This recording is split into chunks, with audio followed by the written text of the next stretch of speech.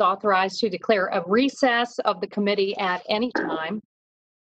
Welcome to our hearing entitled Solving the Climate Crisis, Building a Vibrant and Just Clean Energy Economy.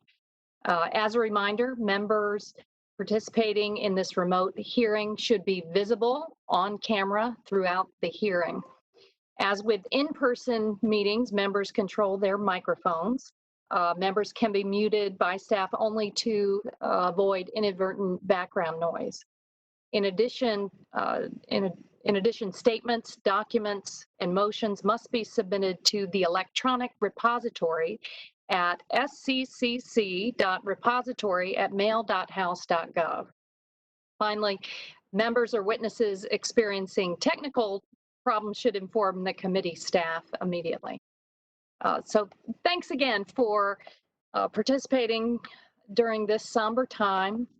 As our colleague and friend, Representative John Lewis, is lying in state here in the U.S. Capitol after a lifetime of standing up for justice for all, even if that meant sitting down where some would deny him a seat.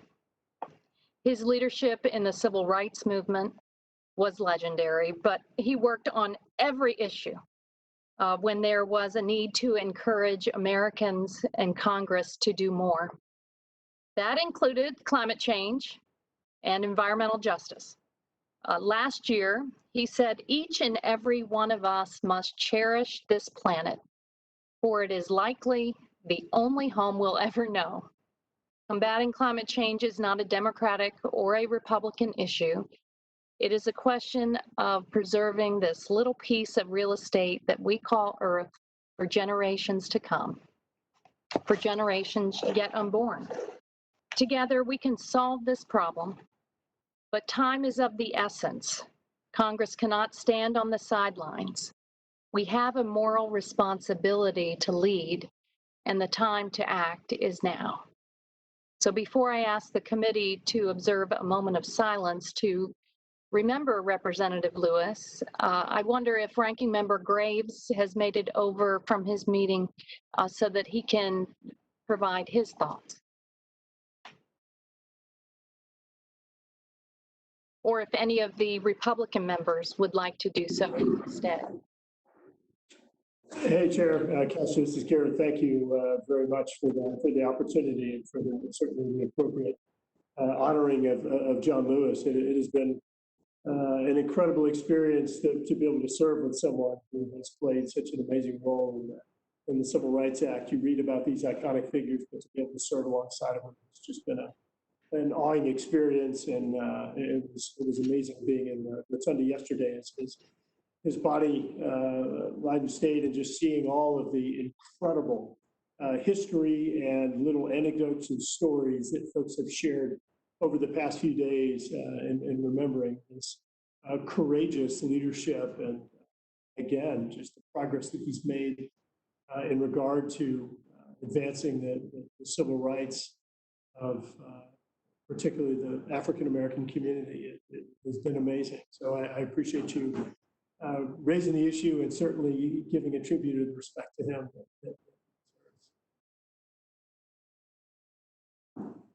You're on mute. You're on mute. Thank you, Ranking Member Graves. So at this time, I'd like to ask everyone participating here to take a moment to remember the life and legacy of Representative John Lewis.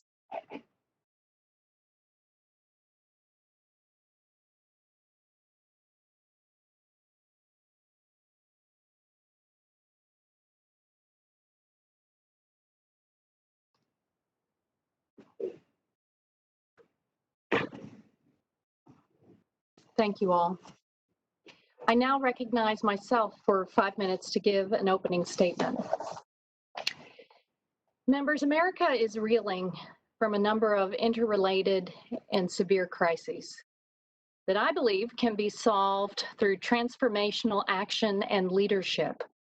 First, the coronavirus pandemic, which has tragically taken the lives of nearly 150,000 Americans, is crying out for a coordinated plan of action to control the virus and save lives. It's a sad day For me and Floridians, because we set another record today for the number of deaths reported. That's the 186 Floridians, the largest one-day increase so far. The pandemic has also sparked an economic crisis. Millions of Americans are out of a job as businesses shut down in response to the health emergency. And in the middle of all this, we witnessed the brutal murder of George Floyd at the hands of police officers in Minneapolis. It was a tragic reminder that systemic racism still plagues our communities and the urgent need for racial justice. Plus, the ongoing climate crisis continues to fuel extreme events like floods, intense storms, and wildfires, and it's increasing the costs on families and businesses alike. So Congress must rise to the occasion. We must tackle the climate crisis while heeding the calls for racial justice, protecting the health of our families, and helping our neighbors get back to work. And we can rebuild our economy in a resilient way that reduces greenhouse gas pollution and protects the air that we breathe. We have a moral obligation to solve the climate crisis and build back better for decades to come. But solving the climate crisis is hard work, but it is within our reach. Investing in clean energy gives us an opportunity to create millions of good-paying jobs, family-sustaining jobs that will get Americans back to work and strengthen our middle class. It can also help make communities healthier as we deploy innovative technologies to reduce pollution. And it can repair injustices of the past as we commit to invest in the Black and Brown communities disproportionately harmed by the climate crisis. Today, we'll discuss how to build a vibrant, clean energy economy, one that centers environmental justice at its core. We'll hear about ways to grow our manufacturing base and create well-paying jobs by modernizing our grid.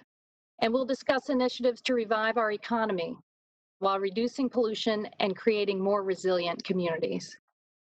This is our first hearing since Select Committee Democrats released our majority staff report, Solving the Climate Crisis, a comprehensive framework to cut carbon pollution in line with what science dictates and create the clean energy economy that we desperately need. I'd like to thank the thousands of stakeholders who informed our action plan, the scientists, the farmers, young people, and EJ leaders, workers, Indigenous people, and our outstanding professional staff. According to an independent analysis by Energy Innovations, our plan would save over 60,000 lives every year by 2050, while also providing at least $8 trillion in climate and health benefits alone. It would also create economic opportunities by investing in America's workers and communities, including establishing a National Economic Transition Office to help with the transition to a net zero emission economy. I know our Republican colleagues have been reviewing the majority staff report. I look forward to hearing their recommendations to help solve the climate crisis. Democrats have put forward our ideas, and I hope our Republican colleagues will do the same so the committee can discuss potential bipartisan recommendations in the coming months, especially since previous staff attempts to start the discussions have not progressed. Workers are at the center of our action plan. Between March and May, more than 620,000 clean energy workers, nearly a fifth of the industry's workforce, filed for unemployment.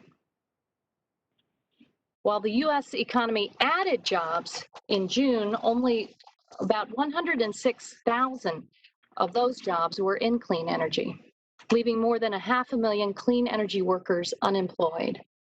As you'll hear from our witnesses, climate solutions are economic solutions, and they've helped develop platforms to put workers and families first, addressing injustices in vulnerable communities with an eye toward building a recovery on a stronger and more equitable foundation. As we rebound from our current crises, let's power America's recovery through investments in clean energy, energy efficiency, and conservation, and put money back into families' pockets at a time when they really could use it. We can expand our manufacturing base and build the technologies the world will need to solve the climate crisis. We can invest in a 21st century infrastructure that can help cut carbon pollution and withstand climate impacts. And we can create good paying jobs that move us towards net zero emissions by 2050. I know we can do this. At this time, I'd like to recognize Ranking Member Graves for an opening statement. You're recognized for 5 minutes. Thank you, Madam Chair. Again, I want to thank you and the committee for putting this hearing together. I share, as we have discussed on many occasions, I share a lot of the same objectives, and I know many members of the committee do the same objectives that you communicated just a few minutes ago. Objectives like improving the resilience of our communities, particularly those coastal communities that you represent, that we represent. And I also know that Congressman Buddy Carter has been very vocal about us being more deliberate in building upon some of the successes we had in 2018, really extraordinary successes in 2018 in improving the resiliency of our coastal communities. We share the objectives of building upon some of the extraordinary efforts we've had over the past several years in reducing emissions in the United States to the point where we've reduced them more than any other country in the world, and actually bringing even more science to the table to ensure that we're building upon the successes and the very tactics that allowed us to be the global leader in emissions reduction, rather than shutting that out, and ensuring that economic science is part of the equation. You mentioned that the majority staff report would save $8 trillion, and certainly we do need to consider cost savings as part of the overall calculation to inform the decisions that we make, the recommendations that we make in regard to policy, energy policy moving forward. But with an estimate that the implementation of the report would cost 20 trillion, that doesn't seem to provide a positive cost to benefit ratio. And of course, as you mentioned, Congressman John Lewis, and you mentioned our efforts to try to continue to make progress and build upon the success of Congressman Lewis in addressing the inequality issues. We cannot allow there to be a disproportionate impact on those that are impoverished or those communities of color, a significant percentage of which I represent in our South Louisiana district. The committee report largely reflects a lot of the recommendations that have been implemented in California. And California is one of the worst states in the nation in regard to actually reducing emissions. And also there is a lawsuit by community of color against the state of California because of the disproportionate cost imposed on them as a result of those recommendations. So here you have disproportionate costs on communities of color and actually one of the worst performing emissions reduction strategies in the nation. So I want to say it again, we must introduce more science into this equation that includes environmental science, of course, chemical science, physical science, and economic science to make sure that we are employing the best strategies. Lastly, Madam Chair, I just want to make note in regard to your comment about the staff unable to work together to come up with a report. And all I can derive from that is that perhaps you were talking about the majority staff unable to work together, because our staff was not engaged on any type of bipartisan report. But certainly, as I mentioned at the opening, we share a lot of the same objectives: resiliency of our coastal communities and other communities, reducing emissions, conservation of energy, and ensuring that the United States continues to be a leader, but that we don't lead in job losses and we don't lead in providing jobs to China and other countries where employing a lot of the strategies included in the report would actually achieve those goals, sending jobs to China and giving leverage to China and other nations as opposed to the United States. So looking forward to working together, and I yield back. All right. Without objection, members who wish to enter statements into the record may have 5 business days to do so. Now I want to welcome our witnesses. First, Dr. Anna Baptista is an assistant professor and the associate director of the Tishman Environment and Design Center at the New School.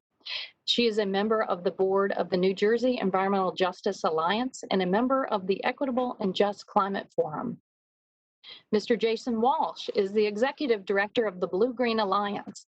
He previously served in the Obama administration as the director of the Office of Strategic Programs at the U.S. Department of Energy's Office of Energy Efficiency and Renewable Energy, and as a senior policy advisor in the White House for the Domestic Policy Council, where he led the Obama administration's efforts to align and scale up federal investments in support of workers and communities impacted by the shift away from coal in the power sector. Mr. Michael Shellenberger is the founder and president of Environmental Progress. He was the co-founder of the Breakthrough Institute and served as its president until 2015. Ms. Beth Soholt is the executive director of the Clean Grid Alliance. Soholt has more than 15 years of experience working with the electric industry, with a focus on helping overcome the barriers to bringing wind power to market. She holds a seat on the Midwest Independent System Operator Advisory Committee, representing the environmental sector. Without objection, the witnesses' written statements will be made part of the record. With that, Dr. Baptista, you are now recognized to give a 5-minute presentation of your testimony. Thank you. Thank you, Chair Castor, Ranking Member Graves, and distinguished members of the committee for the opportunity to testify before the House Select Committee on the Climate Crisis. The ongoing and intersecting public health, economic, and racial justice crisis have put into sharp focus the systemic changes needed to address long-standing inequalities in our country. At the same time, we're in a global climate crisis. Each of these crises disproportionately impacts communities of color and low-wealth communities around the country. As policymakers address these multiple intersecting crises, they must also enact solutions that address them holistically and are centered in equity and justice. Events in 2020 have shone a bright light on long-standing racial disparities that have contributed to disproportionate health and environmental impacts on communities of color and low-wealth communities. A recent Harvard study linked long-term exposure to air pollution like particulate matter to higher death rates from coronavirus. These findings were supported by the Rhodium Group, which found that Black, Latino, and Indigenous communities in high environmental risk areas experienced death rates from COVID-19 more than 4 times higher than those in counties with fewer environmental risks, and that these same communities of color experience higher rates of unemployment and slower economic rebound. Systemic racism has contributed to these disparities, and transformative policies that center justice and equity are essential to moving forward. Climate policy can and should be designed in a manner that reduces greenhouse gas emissions and also other harmful air pollutants while creating long-term economic sustainability for all communities. But we need an intentional focus on equity and justice. Otherwise, we will replicate the same disparities in a transition to a sustainable economy. The House Select Committee on the Climate Crisis Majority Climate Crisis Action Plan details the processes and policies that, if enacted, will address these crises and build a more equitable and just future. Similarly, the Equitable and Just National Climate Platform also identifies the need to advance economic, racial, environmental, and climate justice as part of a national climate agenda. And as a co-author of the platform, I'm pleased to see many of these ideas reflected in the Select Committee's report. We need actions that will end environmental racism and the historic concentration of pollution in environmental justice communities, and that will rebuild the economy so that it works for all people. In meeting the goals and priorities outlined in the plan, we encourage Congress to support some of the following specific examples of investments that can have multiple benefits. For example, investing in equitable and just collaborative projects such as the EPA's Environmental Justice Small Grants Program. Expanding environmental investments in vulnerable communities, such as climate-resilient water infrastructure needed to deliver safe drinking water or prevent climate-related flooding. Expanding low-income solar access, community solar initiatives, cooperative nonprofit energy organizations, and energy efficiency programs, all which spur job creation and economic opportunities in areas that have historically faced barriers. making strategic investments in the transportation sector, such as zero-emission school buses, heavy and medium-duty diesel trucks, can have short-term public health benefits in EJ communities while also supporting economic and climate goals. Increasing investments for worker training programs like the NIEHS's Environmental Career Worker Training Program, which can provide job and safety training to millions of Americans. Vastly increasing funding for the Energy Efficiency Conservation Block Grants, the Low Income Home Energy Assistance Program, Community Development Block Grants, and the Weatherization Assistance Program. These investments are not only going to ensure greater climate resiliency, but can address historic inequalities, energy insecurity, and climate change. We can mobilize new investments in safe and healthy communities, such as the creation of a national climate bank that Representative Dingell introduced, and carve out 60% of the bank capital for economically disadvantaged areas and communities of color. These are just some examples of the kinds of investments we need in these difficult times. We need strategic investments that can deliver multiple benefits, particularly to those communities hardest hit by COVID, racial, economic inequality, and environmental injustice. We hope that these recommendations embodied in the committee's plan will put us on a path to ensuring a healthy and sustainable future for all Americans. Thank you. Thank you very much. Let's see, Mr. Walsh, you are recognized for 5 minutes. Welcome. Thank you, Chair Castor, Ranking Member Graves, distinguished members of the committee. My name is Jason Walsh. I'm the Executive Director of the BlueGreen Alliance, a national partnership of labor unions and environmental organizations. Thank you for the opportunity to testify today. We are convening in the midst of a global pandemic. As Chair Castor noted, we are approaching 150,000 deaths from COVID-19 in the US, and the 10-week total for unemployment claims has surpassed 40 million. The pandemic has taken an enormous toll, and it's nowhere close to done. At the same time, the pandemic has cast a harsh spotlight on the parts of our society that already weren't working. We went into this pandemic with two ongoing and closely related crises: economic and racial inequality and climate change. Our nation has been struggling with deep inequality for decades. As unionization rates have fallen, workers have seen their pay shrink and bargaining power eroded. The deck has been stacked even further against people of color, which we're seeing in the context of COVID-19. Black Americans make up 12.5% of the US population, but represent 22.4% of COVID deaths. At the same time, we're facing a climate crisis. Climate change is a dire and urgent threat. The longer we delay, the stronger the action required. We see these issues as fundamentally linked. That's why this past summer, we released with our partners Solidarity for Climate Action, a concrete platform to address these crises simultaneously. We've seen how dangerous the status quo is. We need to move urgently towards economic recovery, but we know that returning to normal is not good enough. We have to do better. As we think about climate change and economic recovery, we believe we can accomplish multiple things at the same time.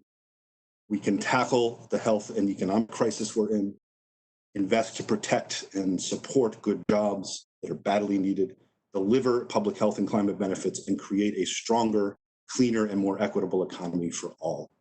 We can achieve this by investing at scale in solutions that deliver climate benefits while creating and retaining quality jobs and spurring economic recovery. This should start with rebuilding America's infrastructure, investing now to repair our failing roads and bridges and water systems, and to modernize our buildings, electric grid, transportation systems will boost our economy and create millions of jobs while also reducing pollution and combating climate change. At the same time, we must reinvest in strengthening and transforming US manufacturing to build more of the products, materials, and technologies of the future here. In line with achieving net zero emissions economy-wide by 2050, we have the opportunity to modernize and transform our industrial base to make it the cleanest and most advanced in the world. This industrial transformation can bring dynamic industries back to communities that have been left behind and secure domestic supply chains, while spurring the creation of a new generation of good manufacturing jobs. We also have to ensure that our investment tackles income inequality and delivers family-sustaining jobs. We have examples of good union jobs being created in the clean energy economy: construction workers building wind projects and retrofitting buildings, auto workers making cleaner cars and trucks. However, not all the new jobs created or promised in the clean energy economy are high quality. There are differences across sectors when it comes to union density, wages, and benefits. Therefore, in addition to investments in infrastructure and manufacturing, we need to link those investments to strong labor and Buy American standards and protect workers' rights to organize across all sectors of the economy. Lastly, we must recognize that even if we are successful in creating and retaining jobs, communities impacted by the ongoing energy transition will still be hurt. That's why we joined with partners and allies from coal communities across the country to develop the National Economic Transition Platform, which outlines a policy framework and priorities to invest in communities and workers hit hard by the decline of the coal industry. Working people should not have to suffer economically due to the shift to cleaner, cheaper forms of energy. But a transition that's fair to workers and communities isn't something that will happen organically. It needs to be a deliberate choice and baked into our climate solutions.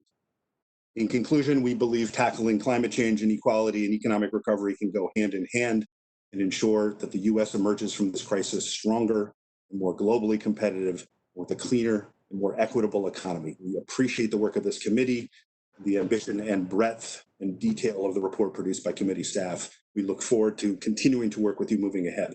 Thank you for the opportunity to speak today. Thank you, Mr. Walsh. Mr. Schellenberger, you're recognized for 5 minutes.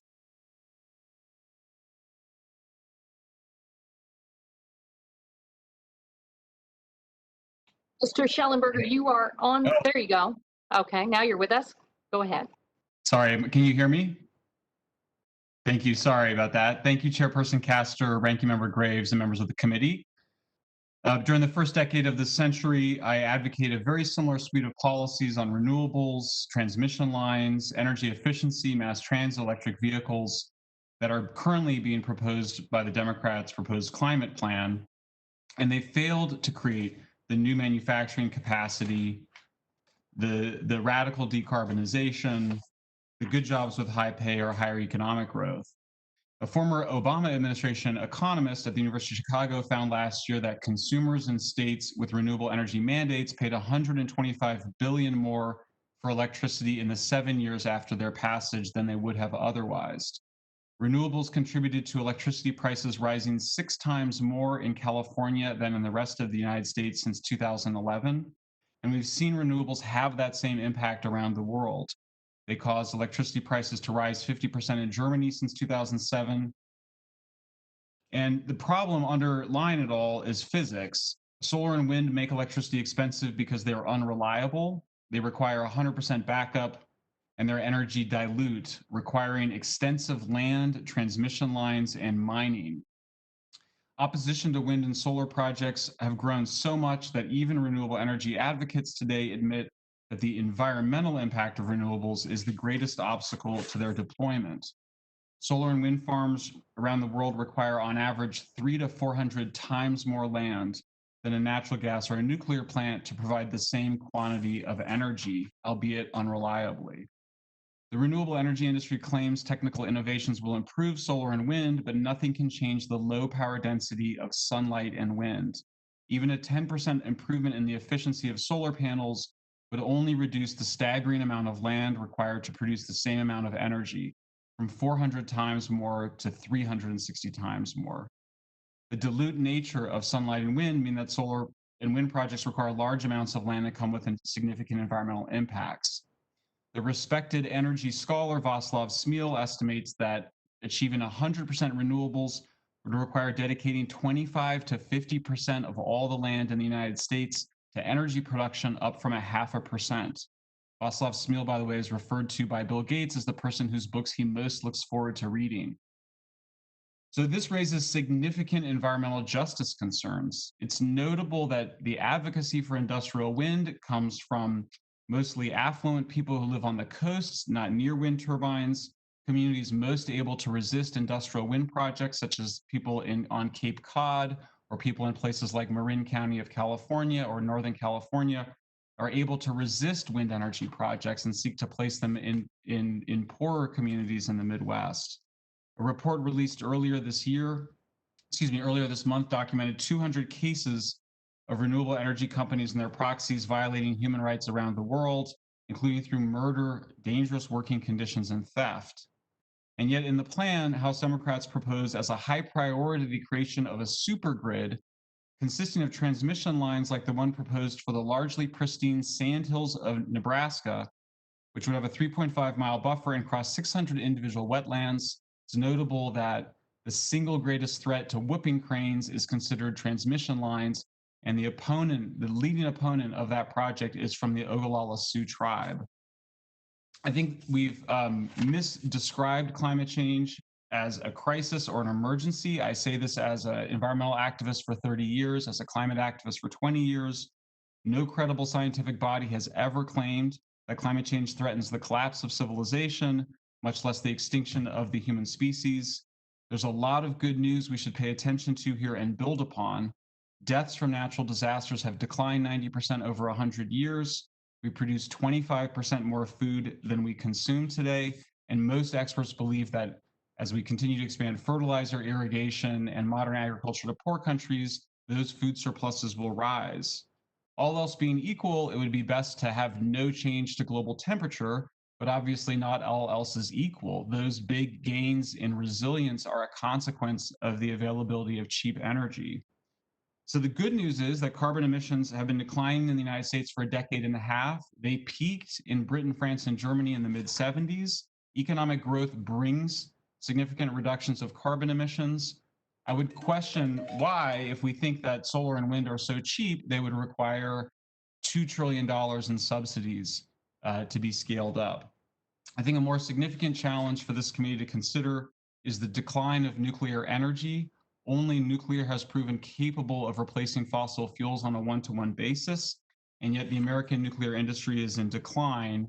And while there is some interesting initiatives aimed at reviving it, we do not have a national nuclear strategy to compete with the Russians and Chinese.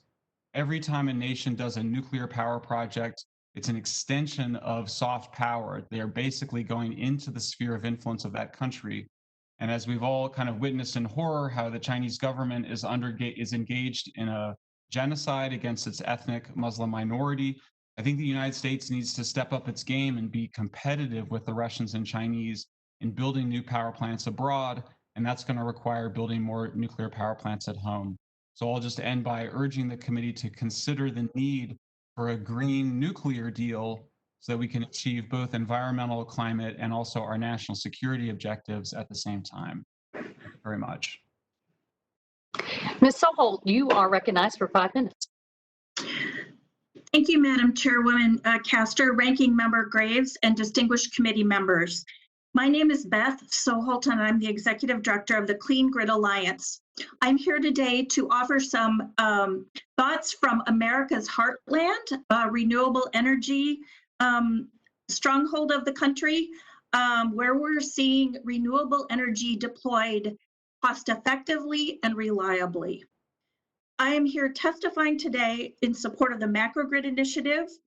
MGI is a national effort led by the American Council on Renewable Energy and Americans for a Clean Energy Grid in partnership with organizations including the American Wind Energy Association and the Solar Energy Industries Association.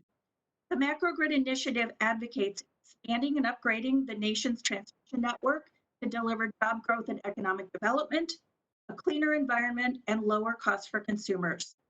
The pursuit of a macrogrid, an interregionally connected backbone for the nation's transmission grid, is essential for the United States to achieve its climate goals and charge up the economy. Over the last 20 years, I have seen firsthand the multiple benefits new grid infrastructure brings to a region. Communities that host renewable projects receive new and needed revenue. Engineers, electricians, and local labor folks are put to work in good paying jobs. Customers get clean, affordable power, and electric utilities get investment opportunities. So let's talk about the macrogrid. The macrogrid vision includes expanding the interregional high voltage transmission system, tightening up the seams that exist between the various transmission operators, and adding a network of high voltage direct current lines that could deliver significant carbon reduction. A macrogrid enables carbon emissions reductions of nearly 80% while saving consumers up to $47 billion annually and returning more than $2.50 for every dollar invested. Most importantly, the macro grid vision builds upon the success that we have seen expanding and updating the grid in certain regions of the country. But the macro grid vision will require a modernized policy and regulatory environment to recognize the substantial nationwide benefits of new regional and interregional transmission. So what are the benefits to expanding the high voltage transmission system?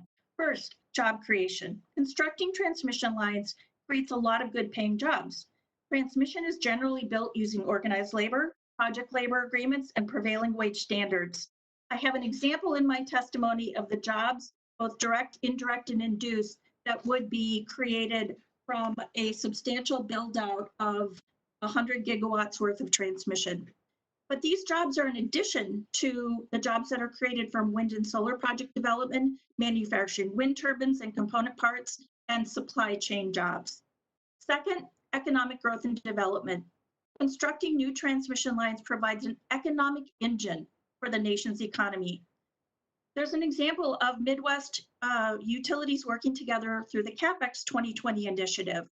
The major build out of 5 new transmission lines, 800 miles of new transmission, was a $2 billion project that resulted in $4 billion worth of economic impact in the region, $150 million paid in state and federal taxes, 8,000 jobs at the peak of construction, and returned $1.93 worth of benefit to electric utility customers for every dollar invested.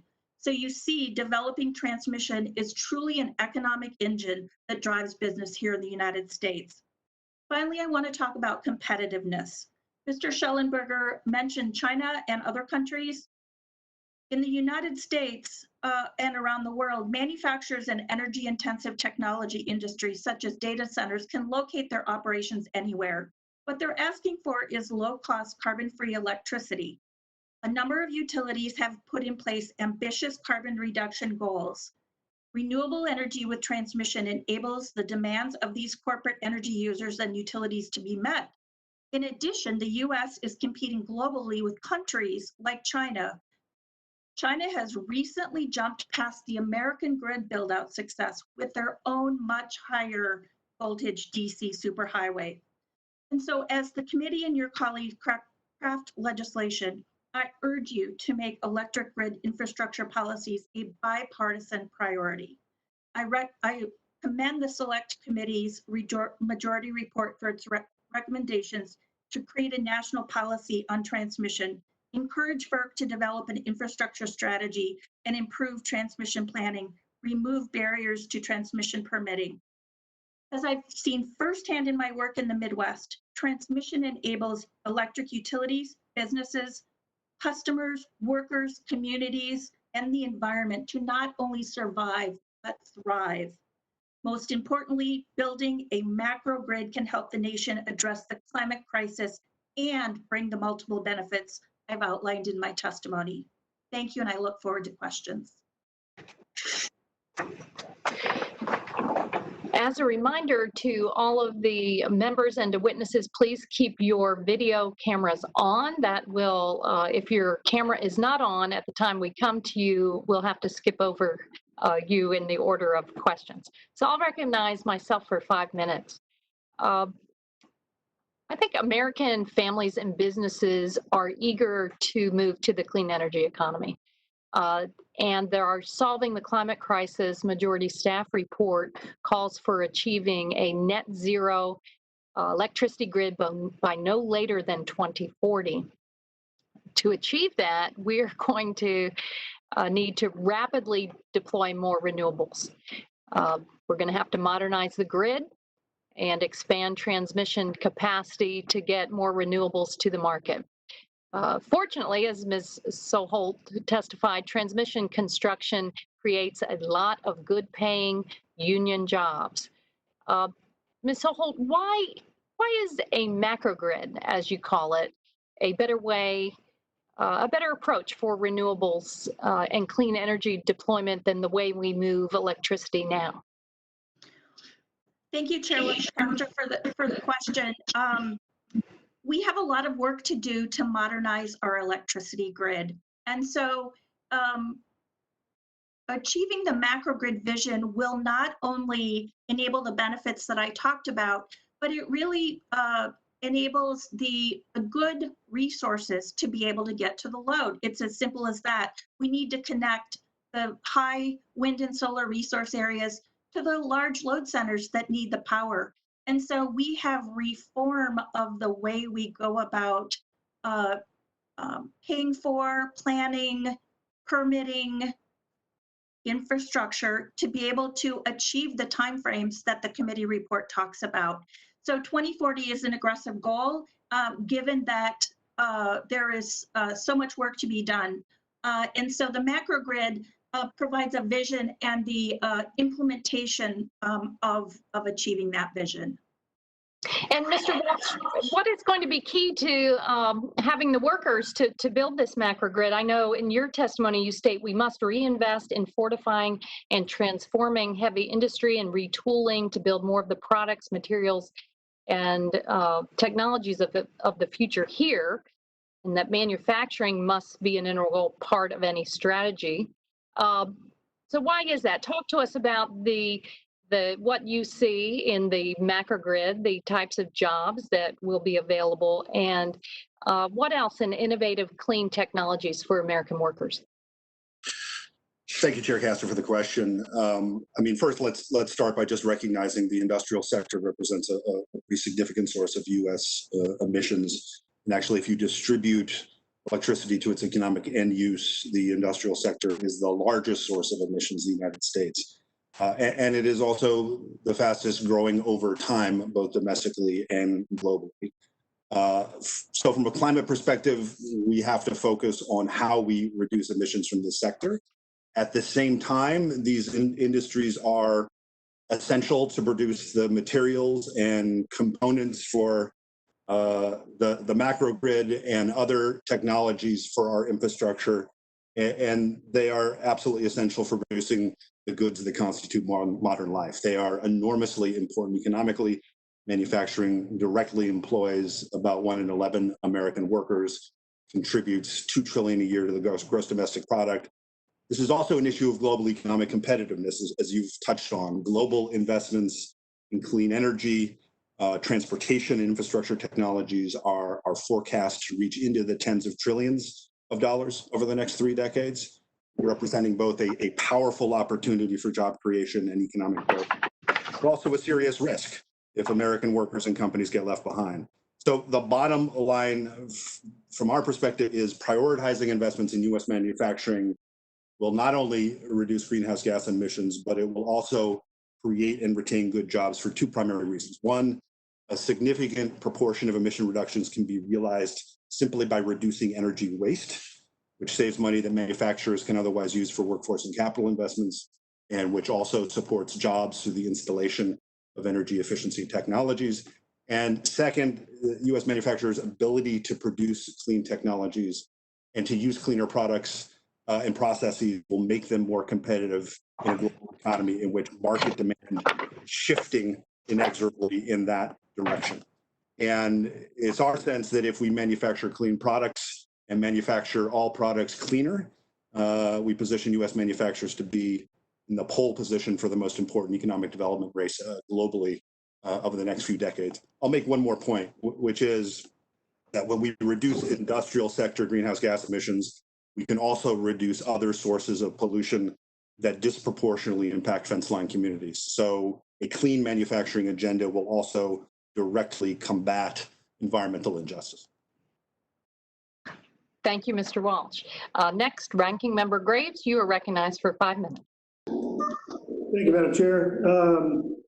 I appreciate all of your testimony and consider it helpful. Mr. Schellenberger, you I believe are in California The model that the committee report is based upon largely appears to be the California model. I mentioned in my opening statement that the state of California, I believe, is the 44th greatest emissions reducing state, or near the bottom. Yet, I know, for example, their gas prices are 52% higher this month in California than they are in Louisiana. I know that their electricity costs are more than double the cost that we pay in my home state. For the record, I think I paid $1.52 a gallon when I gassed up a few weeks ago. And so very, very low gas prices. If you were in charge, you're dictator, you're in charge of putting forth, proffering an energy strategy, an emissions reduction strategy, what do you think is missing, or how would you do things differently based upon more science and your experience with different technologies? Again, if you were in charge with an energy policy that achieved emissions reduction.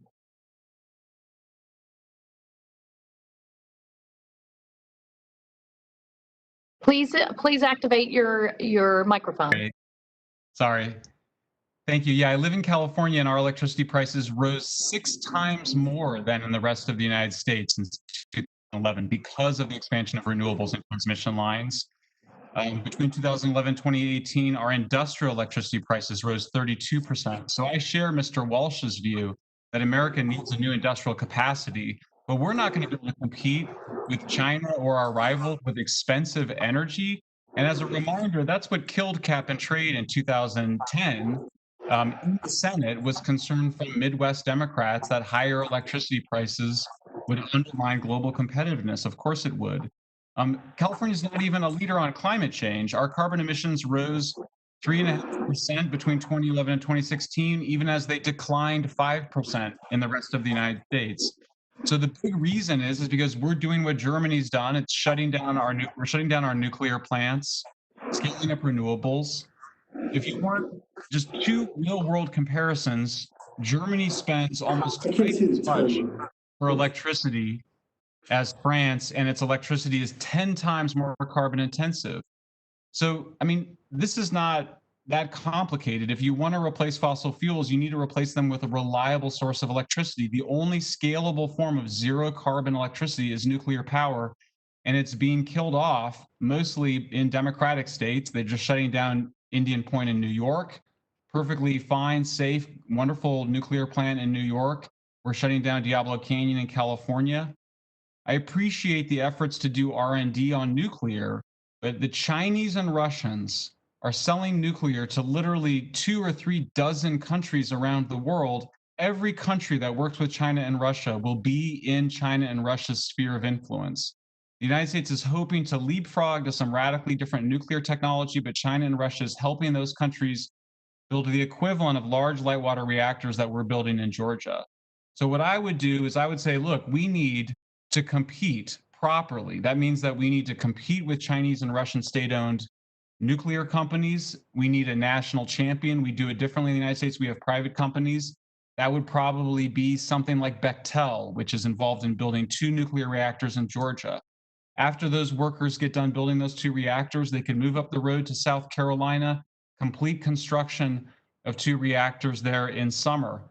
And then after that, we've got construction crews. I mean, anybody that's apocalyptic about climate change should view the construction managers and workers at the Georgia nuclear plants as a national treasure, as an international treasure, because it's these men and women who have the experience building our most complex form of energy and have the experience to compete with experienced Russian and Chinese crews all over the world. This should be a serious national priority.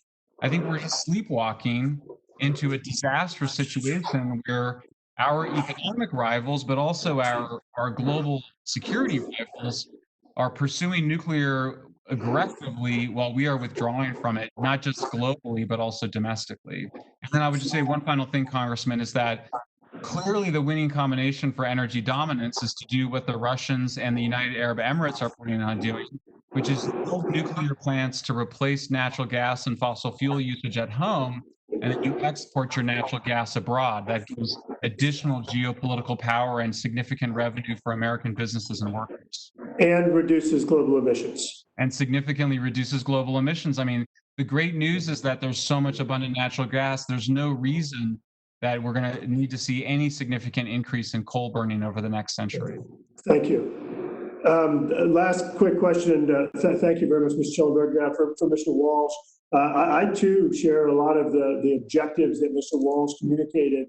But in looking at the strategy, Mr. Walsh, you largely represent labor. Number one, the Biden climate plan, which largely reflects the one the committee put forth, it didn't include any labor representatives, any business representatives in the team that was devising that plan, putting it together. Secondly, right now we are 100. I want to remind folks, you can go on mute, that'd be great. I want to remind folks, in China, we're dependent upon China for 17 critical minerals today. 80% of the rare earth we're dependent upon China for. Do you believe that labor should have been represented on the Biden task force? And number two, do you believe that we should increase our domestic production of these critical and rare earths here in the United States to ensure that we're creating jobs right here in America? Thank you for the two-part question, Representative Graves. Let me attempt to address the first one. Hopefully I'll have time for the second. So I believe you're referring to the Biden Unity Task Force. I'm trying to remember now who was on that task force, but if I remember correctly, a task force that includes Representative McEachin, Chair Castor, Representative Lamb of Pennsylvania, and Representative Ocasio-Cortez represents a pretty good diversity of viewpoints within the Democratic Party. I think that the breadth of perspective is reflected in their recommendations, which again, I'm trying to remember off the top of my head, but they include protecting clean air and clean water in our public lands, strengthening environmental justice, rebuilding our infrastructure, dramatically expanding clean energy deployment, ensuring job quality in clean energy sectors. These are broadly popular positions with the American public, and not just. Sure. And just to clarify the record, there were 4 environmentalists that were on the task force, in addition to folks you mentioned, yet no labor or business representatives. But please continue. The time has expired, but it gives me an opportunity to thank Ranking Member Graves for his concern over the Democratic platform. We usually don't talk politics on these calls, but just don't worry. Yesterday, the platform committee passed the platform, and it was rife with labor representatives. I'll send you over the list. And this also gives me an opportunity. I was going to hold this unanimous consent request until later, but I think it's important to do now to make sure it's on the record in response to claims that renewables increase energy costs. The International Renewable Energy Agency recently reported that electricity costs from renewables, such as solar and wind, have decreased dramatically over the last decade, resulting in renewable power generation technologies becoming the least cost new technology, new capacity options in almost every part of the world. Moreover, on average, building new solar, voltaic, and onshore wind power costs less than operating many existing coal plants. So without objection, I would like to enter into the record the IRENA report titled Renewable Power Generation Costs in 2019. Madam Chair, reserving the right to object. I understand it, as I recall at our last hearing, there was an objection on our unanimous consent request in order to review those documents. And so I'd like to allow the minority the same right and for these documents, if you don't mind. And if those are most cost competitive, then perhaps we could remove the PTC and ITC. I think it would be very helpful if you would read the report. So at this time, I will recognize Mr. Lujan for 5 minutes. Thank you so much, Madam Chair. Mr. Walsh, do Americans have to choose between creating good jobs and protecting the environment? Thank you for the question, Congressman Lujan. No, they do not. That's in fact a false choice. We can and we must have both. There are numerous instances in the committee's report that I think show this powerfully. I think it's particularly interesting to look at some of the job creation estimates associated with reaching a 90% or 100% carbon-free grid by 2040, right? Where we look at job estimates that are in the neighborhood have 500,000 annually. Those are significant. We also have to pay attention to job quality. We have to protect the rights of workers to organize. We need to include very clear prevailing wage and Buy America standards. We don't do that well enough to date, and we need to do it better, particularly in our use of tax credit policy. But we can most certainly create good jobs, sustain good jobs, and protect our climate and create a living environment for everybody. Mr. Walsh, can you share some examples of good union jobs in the clean energy sector? Well, there are many. One of my favorite examples is the offshore wind farm, the first grid-connected offshore wind farm in the country off of the state of Rhode Island, Block Island. That was a very small wind farm. It's now producing 50 megawatts, but it created jobs for 300 building trades workers across 10 different local unions under a project labor agreement. Keep in mind, that's a very small project, whereas we now have states up and down the mid-Atlantic and northeastern coast that have teed up commitments for 20 gigawatts of offshore wind. The job creation estimates of that on an annual basis range anywhere from 122,000 to a little over 200,000 jobs per year. Appreciate that. Thank you, Mr. Walsh. Dr. Baptista, I'm one of the co-authors of the Clean Energy Standard Act. I was proud to partner with my colleagues in the House and with United States Senator Tina Smith. We know that a nationwide clean electricity standard also means less air pollution and healthier communities and longer lives. Dr. Baptista, what can America do to ensure that underserved frontline communities who now are, and we know are suffering from air pollution, benefit from a nationwide clean energy standard?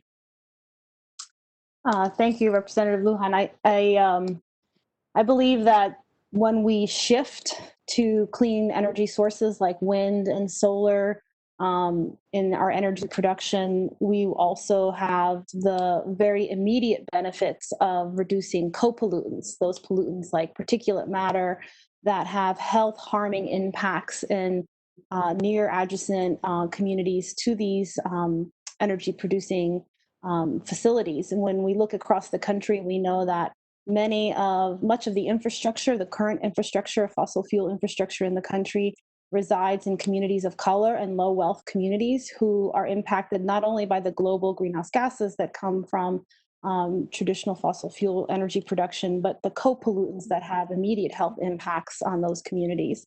And so when we talk about a national clean energy standard and the shifting of our energy production to cleaner sources like wind and solar, what we see is a co-commit in reduction in air pollutants that harm people today. So this is very, very important that we insist on the driving down not only of CO2, but of these co-pollutants that have health impacts on local communities. And furthermore, we know that as we shift to renewable energy sources, there are also opportunities created in communities of color and low-income communities that have historically not had the same opportunities for employment in these traditional industries. And new opportunities can open up for both economic development and an improvement in air quality and public health for communities that have been hard hit by economic and environmental harms in the past.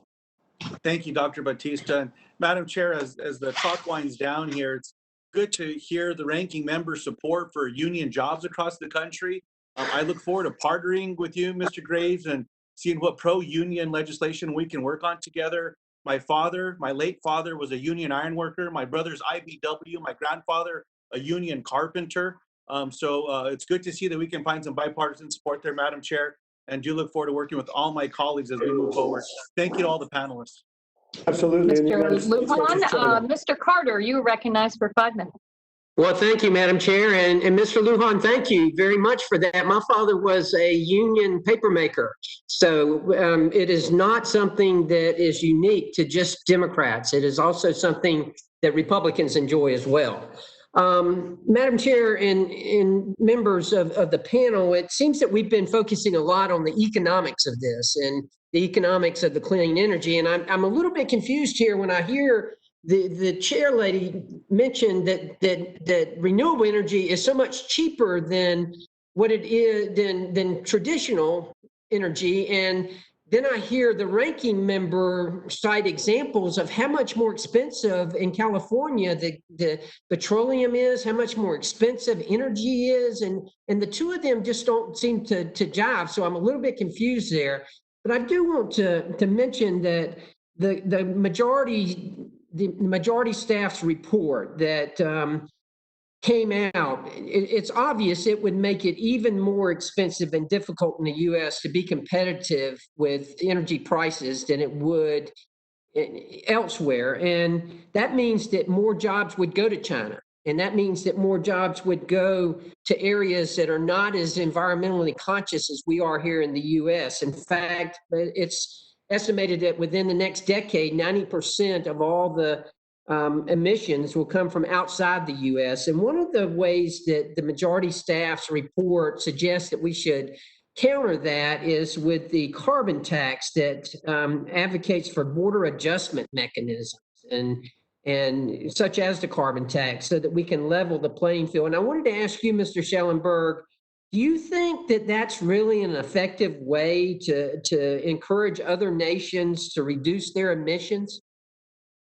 Yeah, thank you. And I also would like to address that because there's, first of all, if solar and wind are cheaper than existing energy sources, why would they need subsidies? Why would they need to be mandated? I think that somebody needs to address that issue. In other words, why would we spend $2 trillion on solar and wind and the transmission lines if they're already cheaper than existing energy sources? The second issue is that they're not. And so what they're measuring is if you take a solar panel, buy a solar panel from China, and you measure the cost of that electricity at that moment, yes, it's cheaper than the existing grid, but that solar panel doesn't provide reliable electricity. And so the economic and environmental costs of industrial solar and wind projects are externalized first onto the natural environment. You're talking 300 to 400 times more land. Second, onto ratepayers who have to pay to have other power plants operating or some other kind of way to store that electricity so you can have reliable electricity. That's the mechanism that the University of Chicago and other analysts have all identified as why renewables heavy states and countries like California and Germany have much more expensive electricity.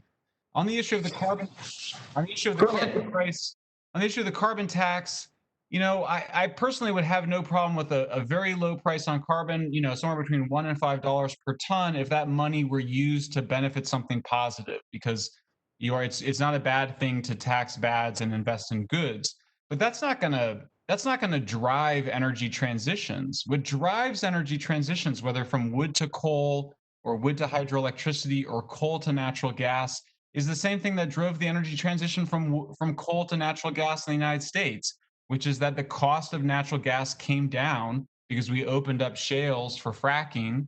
And so natural gas became cheaper than coal. That's the mechanism. We didn't subsidize natural gas into becoming cheaper than coal. We also didn't tax coal to becoming much more expensive than natural gas. So I don't think we need to be super rigid about it. I mean, if there was some broader compromise where there was some price on carbon that benefited positive things, great. But I think it's silly to imagine that that making fossil fuels slightly more expensive is going to somehow make the difference between it and significantly cleaner sources of energy. If you want a national nuclear program, we need a national nuclear program, full stop. If we want to transition from coal to natural gas, we need to make natural gas cheaper. I want to jump on that. I have just a few seconds left, but You mentioned the nuclear plants, and you mentioned in Georgia. It's right above my district in Georgia. And my question is, what's the biggest hurdle to nuclear energy in America? Why is it that even environmentalists are opposed to nuclear energy when we know that it is green? We know that it's one of the cleanest forms of energy out there. Well, I think one of the big reasons is because if you do a lot of nuclear power, you don't need any renewables. I mean, France shows that you can do 75% nuclear of your electricity grid. Like I said, France's electricity is 10 times less carbon intensive than Germany's, and they spend a little bit more than half as much for their electricity. These are two real world cases that last over decades. So if you are absolutely in love with renewables and you think they're a way to harmonize human civilization with the natural world, which they're not, then nuclear is a threat to that vision. If you're trying to get control over the energy economy, nuclear is a threat to that vision. There's still lingering concerns about nuclear weapons, but the fact of the matter is the United States already has nuclear capability. It's not like it's going to change that. So there's also, in my book, Apocalypse Never, I describe the history of the Democrats have opposed nuclear power for a long time, for I think reasons that don't have much to do with the environment at all. Good. I'm out of time. Thank you for your indulgence, Madam Chair. Thank you. Well, thank you, Mr. Carter. And two things that the gentleman from Georgia forgot. One, all the timber in your state, and all of the solar energy as well. Ms. Bonamici, you are recognized for 5 minutes. Thank you so much, Madam Chair, and thank you to all of our witnesses today. We are in an unprecedented moment in our nation's history with coronavirus cases surging and unemployment rates climbing. Our communities are having these long overdue conversations about systemic racism. But even in this moment in history when our communities are struggling and we have inequities that are exacerbated and highlighted, the climate crisis is continuing, and we cannot and must not wait any longer to take action. And I'm proud of this bold science-based comprehensive climate action plan, building a resilient clean energy economy using our climate action framework is going to boost our economic recovery at a time when we desperately need it, but also allow us to begin to repair the legacy of environmental racism and pollution that has disproportionately burdened low-income communities and communities of color for decades. And I want to start with Mr. Walsh. We really appreciated the BlueGreen Alliance's engagement in drafting the Climate Action Plan and your work to highlight the economic opportunities of addressing the climate crisis. So as a leader on the Education and Labor Committee and the granddaughter of a coal miner, I know that how we transition to a clean energy economy and support workers is as important as the transition itself. So I am working on the recommendation that we have that you mentioned in your testimony to create a national economic transition office. I'm working on that as a standalone bill. So I want to ask, what are the most effective strategies to help workers prepare for those future transformations and avoid displacement? And how could a centralized office better help displaced or dislocated workers access the targeted support services and resources they need? Thank you for the question, Congresswoman. It acknowledges that America is already in the middle of an energy transition, right? And we need to have a conversation. We need to enact policies that get ahead of this transition. We need to do it now. I mentioned in my testimony the National Economic Transition Platform, which outlines a set of policy recommendations focused on communities and workers hit hard by the decline of the coal industry, where that transition is most impactful at this point. One of the key ideas put forward in that platform, as you mentioned, is the need for a new federal office that would align, scale up, and target federal resources for affected workers and communities and coordinate across different agencies within the federal government, particularly agencies that are focused on economic and workforce development. We think creating an Office of Economic Transition, call it what you want, is really key. In addition to synchronizing and aligning efforts across the federal government, it can also leverage new public and private sector investments. And we also think this is an office that should be guided by an advisory board that is reflected of affected stakeholder groups and communities, including labor and local leaders. The recommendations to create that kind of office are We also have 6 other recommendations, and I'm happy to share those with you when we have more time. Terrific. Thank you so much. And Dr. Baptista, I appreciate in your testimony, you noted without an intentional focus on equity and justice, we'll replicate the same disparities. So throughout our conversations with the affiliated tribes of Northwest Indians and the National Congress of American Indians, we identified exclusionary provisions in federal funding programs for tribal nations. So the Climate Action Plan will remedy those gaps and also better acknowledge traditional lands and waters that tribes access under their treaty rights, and which the federal government's historical injustices and failure to honor those rights. We need to address those as well. So how have historical failures to invest in environmental justice communities and other underserved populations, how have they exacerbated inequities, and how can Congress better incorporate the principles of equitable and just national climate platform in making future funding decisions? Thank you, Congressman, for the question. I think it's really critical that we center equity and justice. The National Equitable and Just Climate Platform tries to really drive home this point that we can't continue to reproduce the same status quo policies that often leave out communities of color and historically disenfranchised communities that have not had the same access to employment opportunities in different economic development scenarios. So we want to ensure that as we move to a renewable economy, as we move to a greener and healthier forms of manufacturing and production, that the communities that have been the sacrifice zones and have had to live with the harms of environmental pollution start to reap some of those benefits. And how do we do that? One of the key ways that we do that is early consultation and input from environmental justice stakeholders on the ground that know these issues very well.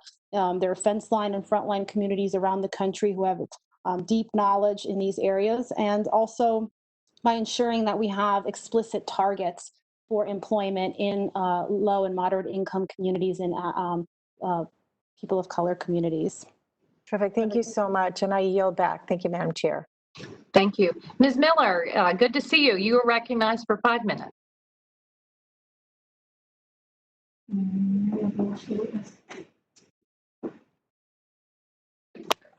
Okay, now I'm muted. Thank you. Thank you, Madam Chair.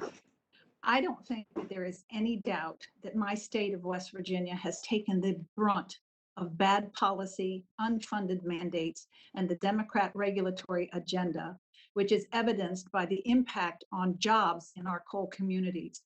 We have been fortunate as jobs related to natural gas have increased in my state.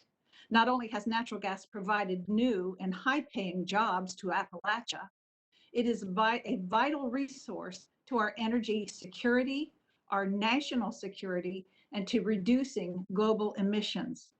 Dr. Baptista, Ms. Soholt, and Mr. Walsh, thank you all for being here today. I'm glad that we have experts here before us. Do you all know how many cubic meters of natural gas the EU consumes each year? The answer is 457.2 billion cubic meters. Of the natural gas that Europe consumes, do you know what percentage of it comes from Russia? Percentage is 38.8%. Does anyone know what total global carbon emissions were in 2018? 33.3 gigatons, or 33 billion metric tons. Now, if we can help our EU allies switch from dirty and dangerous Russian natural gas to cleaner and more secure American natural gas, global emissions could fall by more than 62 million metric tons a year. Given the United States emitted 5.28 billion metric tons of carbon a year, we could effectively offset US carbon emissions by 1.2%. This may not sound like a whole lot, but it would be like bringing down carbon emissions by almost 50% in each and every one of our congressional districts. Just last week, I introduced a bill, the ESCAPE Act, or the Energy Security Cooperation with Allied Partners in Europe Act, and it is designed to reduce the influence of Vladimir Putin on our allies by promoting US energy exports to Europe. Even if you don't care about our national interest, if you care about climate change, you should join me on this bill. As Russian natural gas exports to Europe have a life cycle emission profile of at least 40% higher than US LNG. If my colleagues believe the climate crisis to be urgent and dire, then I hope they will support my bill, which will have a massive and immediate positive impact on global carbon emissions. I yield back. Thank you, Ms. Miller. Next, Rep McEachin. You're recognized for 5 minutes. Thank you, Madam Chair, and thank you for bringing today's hearing together. And to our distinguished panelists, we thank you for your time and your expertise. Dr. Baptista, thank you for your very kind written testimony where you mentioned the work of Chairman Hoffer and myself. That was very kind of you.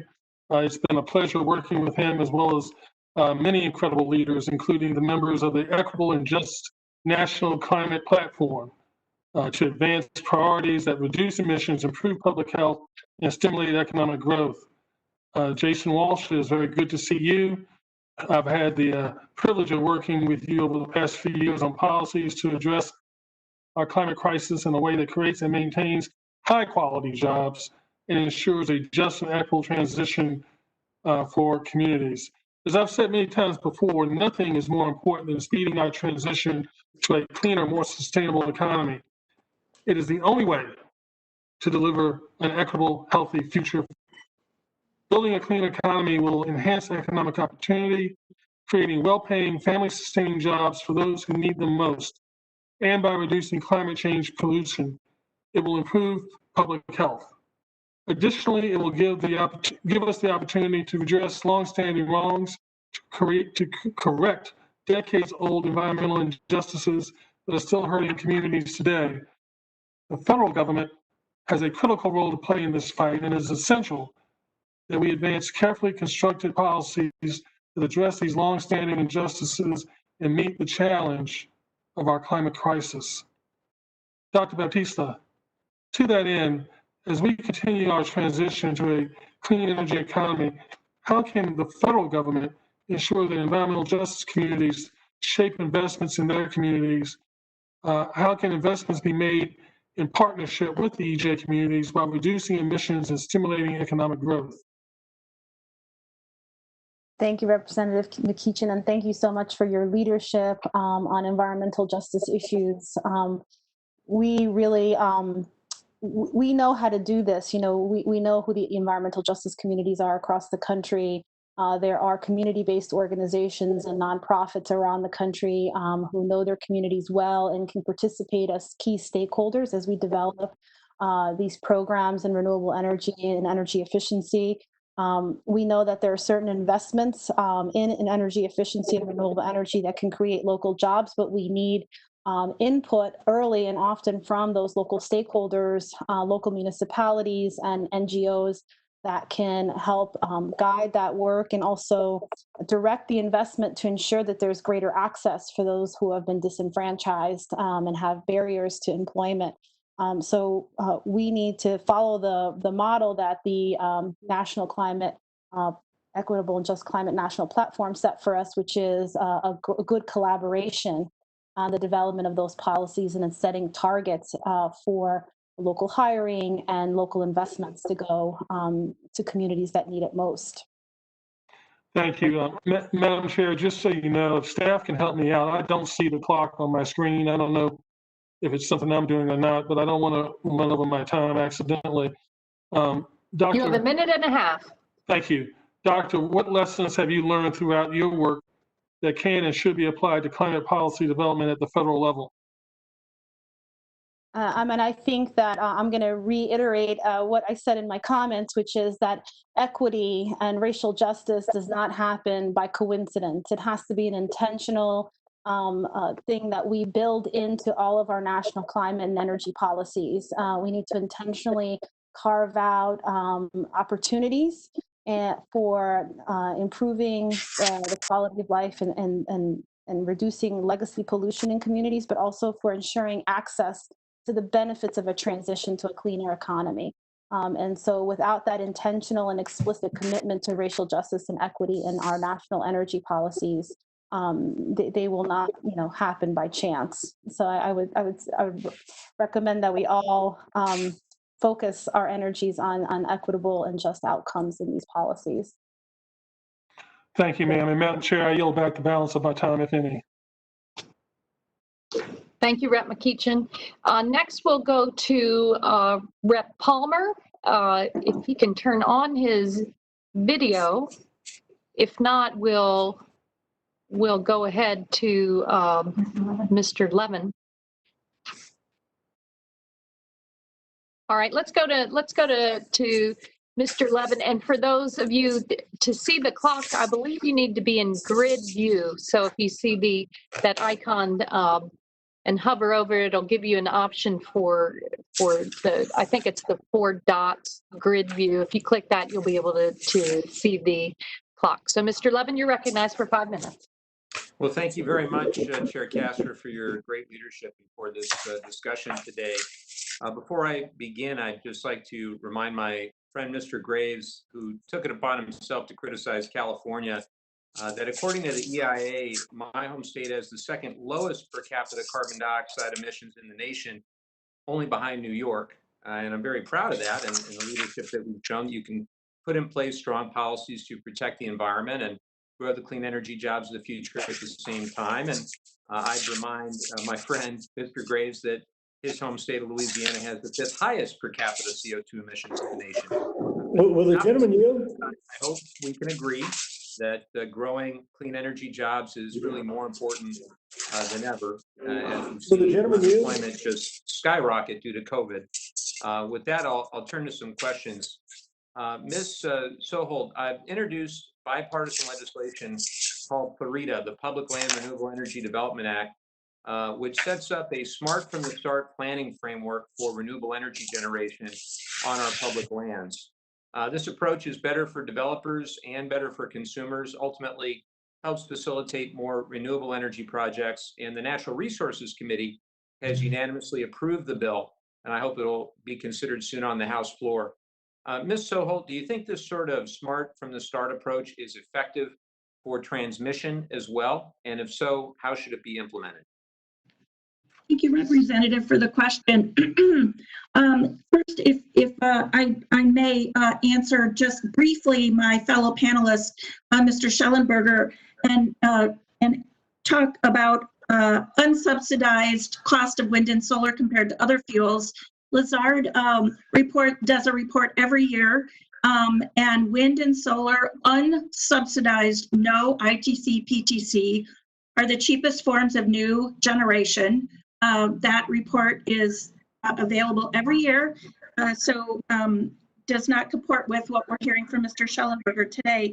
As far as being unreliable, the Southwest Power Pool has had over 70% of their energy delivered to customers from wind just this summer. And so the fact that wind and solar are not reliable is not true. As far as the land use goes, I think what Mr. Schellenberger's oversized land estimates account for is that he is looking at the entire footprint of a wind farm, for example.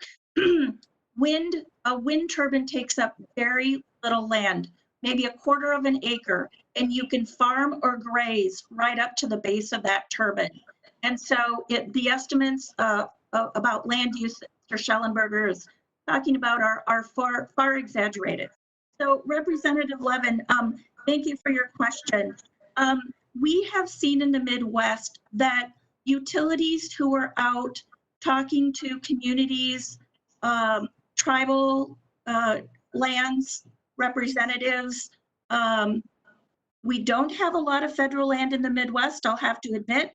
That's more in other areas of the country. But I think what we have learned is that siting large infrastructure, no matter what, is a complicated and time-consuming process.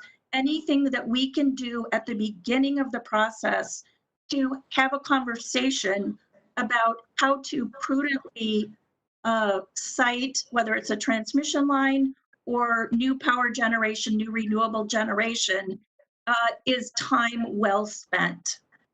Thank you for that. Mr. Walsh, as I'm sure you know, the Trump EPA is rolling back the light-duty vehicle greenhouse gas emission standards set by the last administration. This will cost consumers at least $175 billion more at the pump and result in the emission of an additional 867 million metric tons of carbon pollution at least. Our report recommends we ratchet these standards back up, as well as set standards for clean, medium, and heavy-duty trucks. And in your testimony, you mentioned that building cleaner cars and trucks is an important part of the clean energy economy that creates good jobs.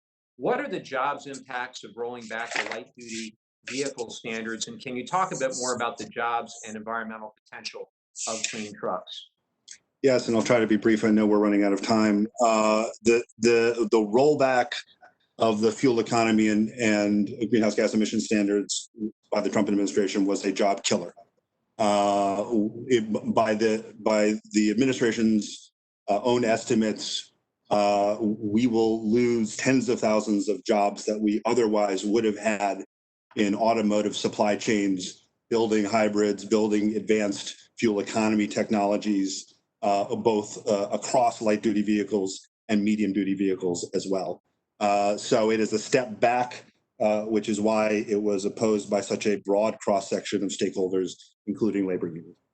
Thank you. I'm out of time, but I appreciate all your testimony and your being with us. Thank you, Chair Castor. Yield back. Thank you, Mr. Levin. Mr. Caston, you are recognized for 5 minutes. Thank you, Madam Chair. I got to tell you, I'm a little frustrated here. We've had 18 months of pretty good, pretty bipartisan hearings with a recognition that climate is an emergency and we need to deal with facts. My colleagues across the aisle are just making stuff up today. You've got a witness who's making stuff up. I would like to introduce the unanimous consent, would ask to introduce the record, article from climatefeedback.org entitled, Article by Michael Shellenberger mixes accurate and inaccurate claims and supports misleading and overly simplistic arguments about climate change. Madam Chair, I'm going to reserve the right to object. All right. Garrett, do me a favor. Please have Mr. Caston, please have your staff submit the document to our repository. Thank you. We will do. And Ranking Member Graves, if you don't like the document, please read it. Read it and then come to my office and let's talk.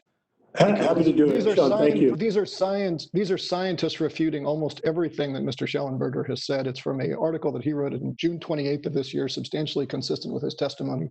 We do not have time on this committee to make things up. I've spent 20 years in the clean energy industry, and Mr. Schellenberger doesn't understand energy markets either. Mr. Schellenberger, I'm not going to ask you questions because it would be a waste of my time. I am going to ask questions, though, of Ms. Soholt, because you've got a lot of experience in the Midwest system operator. I'm looking right now at the MISO spot price of power, and it says that at the Illinois hub, the price of power is about $28 a megawatt hour. As I understand it right, and I'd ask you to confirm, that means that any generator who has a marginal operating cost below that level is going to operate. Is that about right, Ms. Soholt?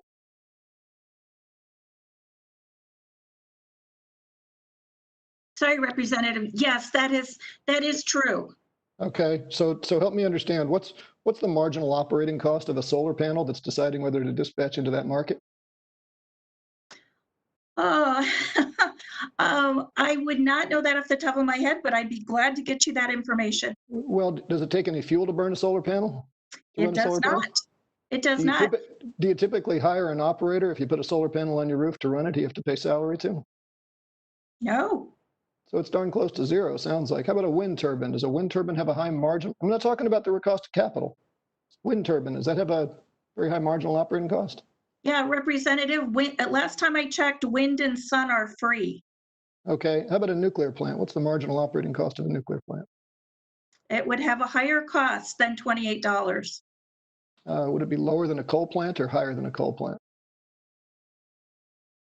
Well, that's a rather complicated answer because a nuke in MISO would probably be a must-run facility.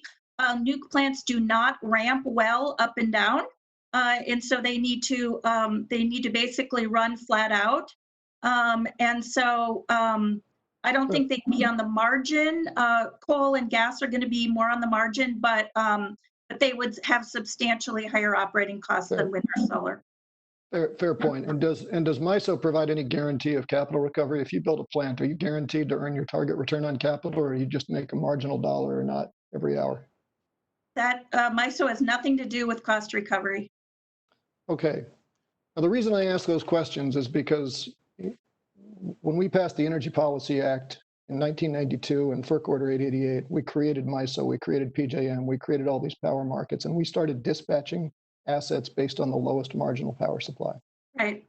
Since that time, the nuclear fleet went from 60 to 90% capacity factor. We built 200,000 megawatts of combined cycle. That was almost twice the efficiency of the existing gas fleet.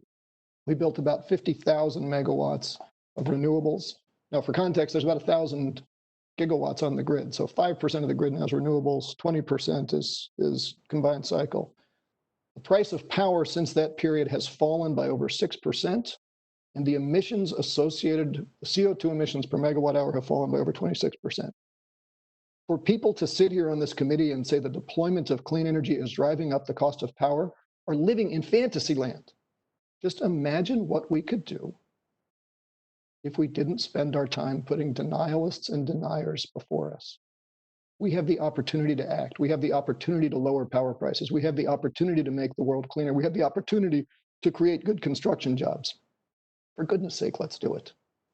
And Representative, if I could just add one final thought, the wholesale power prices in MISO have come down dramatically in the last 10 years. And we have, MISO has over 20,000 megawatts of wind and solar online currently today. Utilities are purchasing wind and solar because they are economic, reliable resources, and they know how to run the grid with that robust amount of renewables on the grid. Thank you. Thank you. I yield back. Thank you, Mr. Caston. Mr. Huffman, you are recognized for 5 minutes. Well, thank you, Madam Chair. And I want to share the frustration that we heard from my colleague, Sean Caston. I had hoped for a productive conversation about climate solutions and the great economic upside of pursuing this clean energy future. And instead, our friends across the aisle called someone who is not a scientist, not an economist. He's a guy with an anthropology degree that holds himself out as an expert on a whole bunch of subjects, but he's really not. And for those of us that know his shtick, as I do, sadly, from years of experiencing it, you know that he has spent his career creating, publicizing, and monetizing a totally fake narrative that he's some sort of a fallen angel from high levels of the environmental community, but he's seen the light and he's now speaking truth to environmental power by attacking renewables and climate leadership from the environmental community. It is complete bunk. And all of us were cheapened a little bit a few moments ago when he actually gave the title of his book that he's out promoting. And that's really what this is all about. It's what it's always about.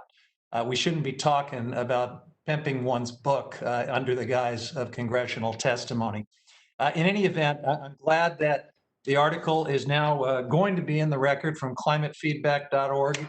Anyone that has questions about this really should read it, because you've got 6 real scientists that take to task and dismantle all of the tropes that you heard in Mr. Schellenberger's testimony today, all of the tropes in the new book that he's hucking around the country. So have a good look at that. And the fact that they've dismantled and debunked these things means that I don't have to. So I can bring my time to bear on a more productive conversation with the witnesses here who want to help us solve the climate crisis. And Ms. Soholt, I want to ask you about that, because we continually hear from critics that renewables are unreliable, that it's not always sunny, not always windy, but we're making incredible progress at bringing online far more renewables than just a few years ago people said you could do. In fact, I just checked my phone, and today, right now, on a peak summer day, Californians running 50% renewables right now. That's way beyond anything that I was told as a state legislature less than a decade ago that we could achieve. Talk about the way building out a nationwide and interconnected transmission system is helping us advance renewables far beyond all these limitations that we're always being warned about. Thank you, Representative Huffman, for the question. So yes, I think that our utilities, I would call them out. They have done a fantastic job of bringing renewable energy online and operating the grid reliably. They have seen that economic benefit to customers over the long term from adding renewables. And I'm speaking from my experience in the Midwest, where we have an increasing amount of renewables on the system. The reason we need to work on the macro grid vision is because we need to be able to move resources from where they're located to where they can be used. That is not a new phenomenon for the grid. It is just that we need to move the location-specific resources to load where they can be used. But the grid does many more things than just facilitate interconnection of renewables. So we're going to get extra benefits of grid reliability. We're going to get the extra benefits of reducing prices by lowering congestion costs. We're going to get the additional benefit of communities getting taxes paid by the utilities and all the jobs and economic development that come along with the macro grid. And so, you know, I think what I've endeavored to show in my testimony is that we've got a threefer here, at least a twofer, maybe a threefer. We've got, you know, a better environment through developing and dispatching renewable resources. We have job creation through both the grid and renewables. And we have, we'll be able to compete with China on that vision that they are on right now, with having a very competitive US through clean, low-cost, renewable electricity. But we need to work on the pieces, not only the infrastructure, but the approval processes, the construction of lines. We need to tackle all of the pieces in order to have the benefits that flow from the macro grid. If I could sneak a few more seconds in, Ms. Soholt, you've talked about the macro grid, but we're also using the built environment to generate a lot of renewables these days. And so the scare tactics we've heard about the amount of land you would need hypothetically for wind and solar, we've got an awful lot of built environment that can be generating clean energy in a way that coexists beautifully with other uses. Could you speak to that? Yes, thank you, Representative. I will be brief.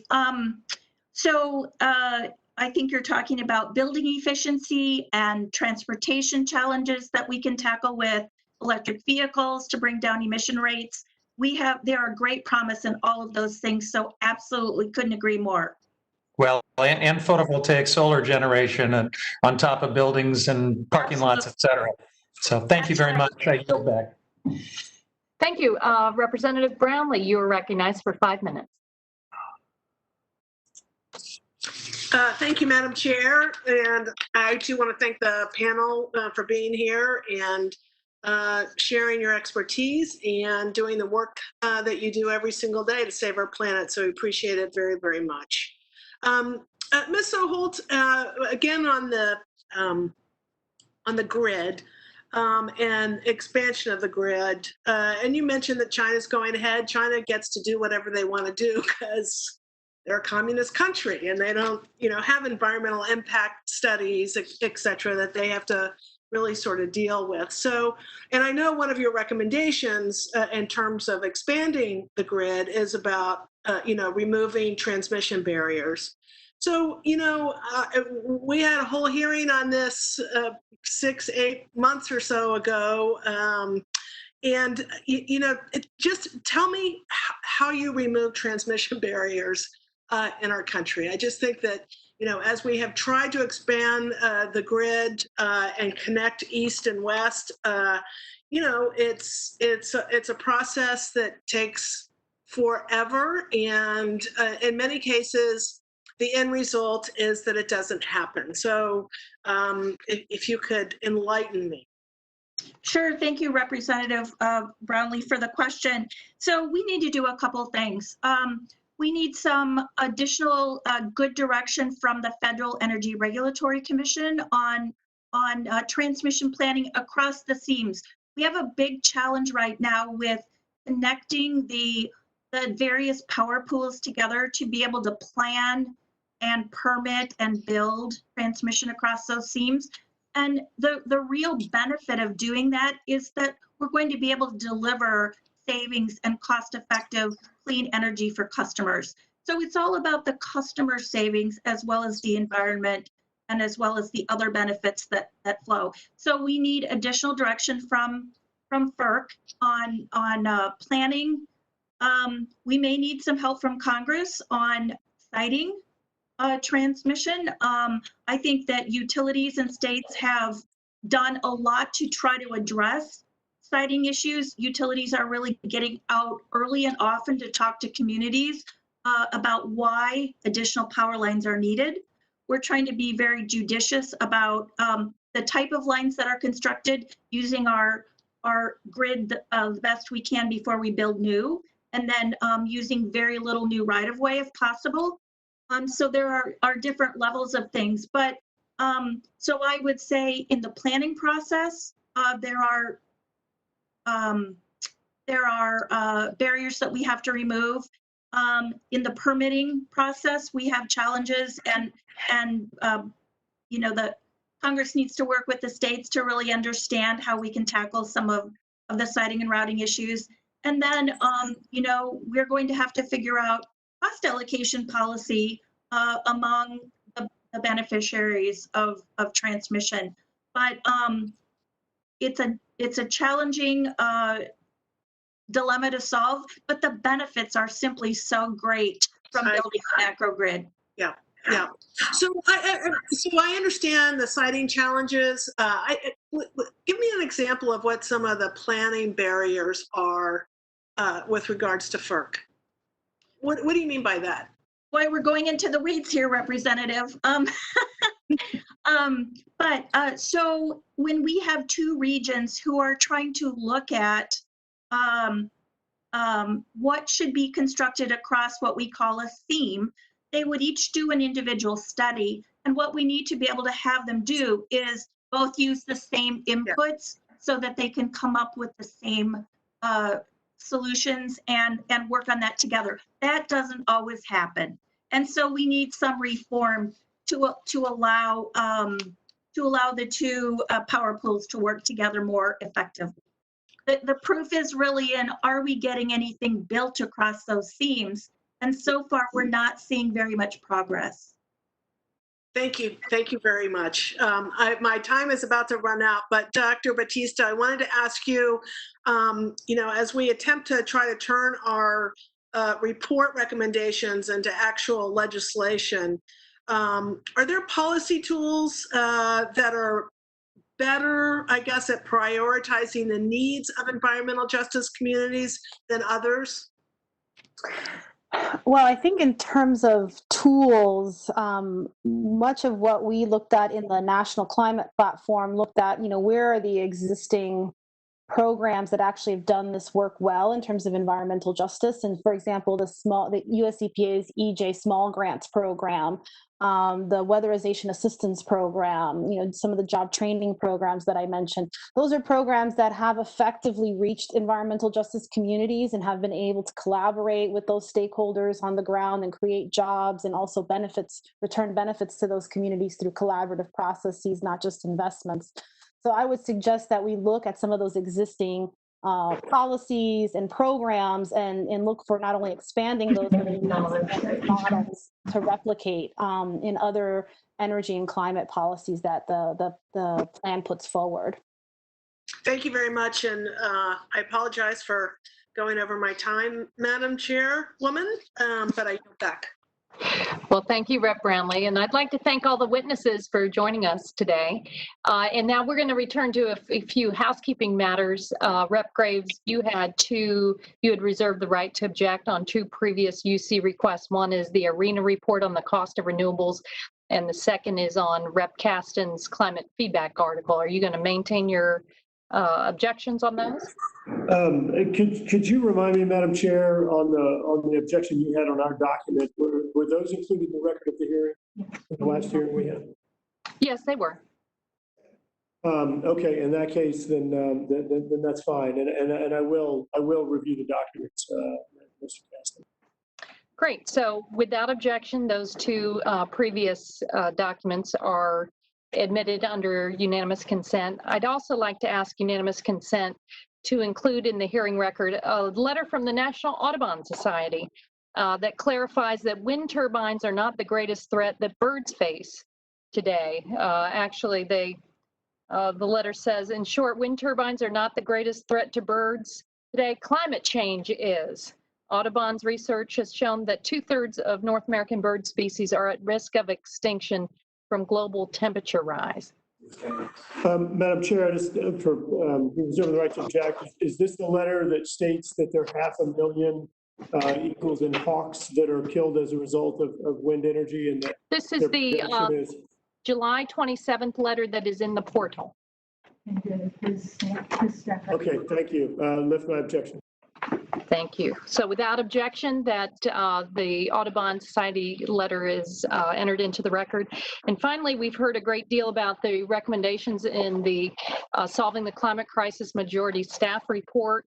Today, I've submitted the link to the report to our repository, and I ask unanimous consent to include it in today's hearing record. Without objection, it will be inserted. So thank you all very much. It's good to see everybody. I wish we could do this in person. I look forward to our next hearing and moving forward. Thank you so much. We are adjourned. Madam Chair. Mr. Graves? Parliamentary, I believe that Mr. Huffman, Mr. Caston, and Mr. Levin all effectively accused us of not telling the truth. Further, he dragged one of the witnesses through the mud.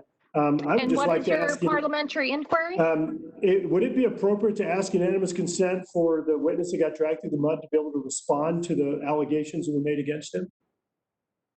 He can do that on his book tour. He is free. He is free to do that in the public square of ideas. So thank you all very much. We are adjourned. That's entirely inappropriate.